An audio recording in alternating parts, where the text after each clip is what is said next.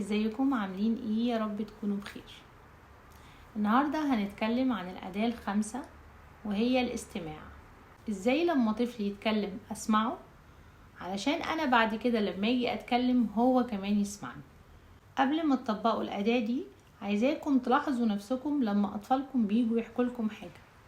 لاحظوا انتوا كام مرة بتقاطعوهم وكام مرة بتحاولوا تشرحوا وجهة نظركم قبل ما هم يخلصوا كلامهم. لو لقيتوا نفسكم بتعملوا الحاجات دي فاحنا لازم نتعلم ازاي نسمع اطفالنا.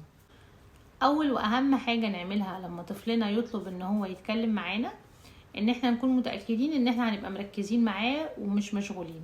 ولو احنا مشغولين هنقوله ان احنا محتاجين 10 دقايق او الوقت اللي احنا محتاجينه علشان نبقى عارفين نسمعك.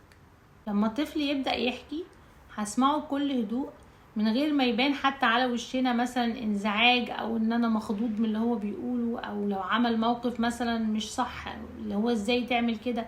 كل الحاجات دي بتخليهم يفكروا كتير قوي قبل ما يجوا يتكلموا معانا.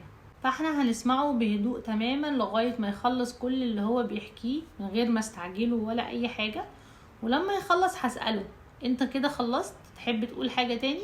ما ينفعش لا اقطعه ولا اديله اي اوردر وهو بيتكلم لان ده هيخليه مش مرتاح وهو بيحكي.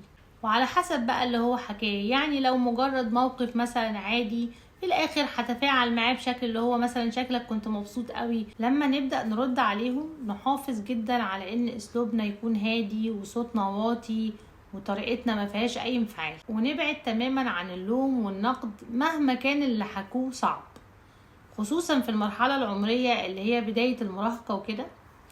الأطفال ساعات بتيجي تحكي لنا فعلا حاجات احنا كأهالي بتكون صعبة علينا، مستفزة أو بتخلينا نقلق عليهم، فبنبقى عندنا 100 نصيحة عايزين نقولها ورياكشنات حتى وشنا بيبان عليها القلق والخوف. الحاجات دي بتخلي الطفل يفكر كتير قوي قبل ما يجي يحكي. وحقيقي يا جماعة بجد عن تجربة انتوا مش متخيلين أثر ان انتوا بس تسمعوهم لما يتكلموا ده بيأثر قد ايه في علاقتكم سوا. يعني لما بيحسوا ان انتوا سامعينهم من غير اي احكام، من غير ما تتضايقوا، من غير ما تزعلوا، من غير ما توجهوا لهم اي نصايح. طبيعي ممكن ننصحهم بس بلاش في الموقف ده. وقيسوا الموضوع ده على نفسكم. هتلاقوا ان انتوا كمان لما بتكونوا عايزين تحكوا مثلا مع حد او تتكلموا عن حاجة، طبيعي مش بتكونوا عايزين حد لا يلومكوا ولا ينقدكوا، بتكونوا عايزين حد يسمعكوا بهدوء ويفهمكوا من غير ما يصدر احكام او يلوم. فلو احنا حريصين على ان يكون في ما بيننا وما بين اطفالنا علاقة صداقة قوية مبنية من الصغر على ان احنا نكون اصحاب، وان طفل يجي يحكي لي عن كل حاجة من غير ما يكون خايف او قلقان، فبداية العلاقة دي هي ان احنا نسمعهم.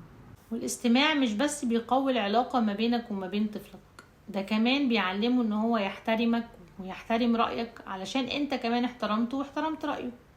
وحقيقي الاستماع من اكتر الادوات اللي بتقوي العلاقة ما بين البشر عموما.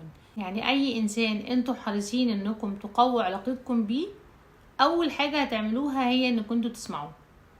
واشوفكم على خير الفيديو الجاي.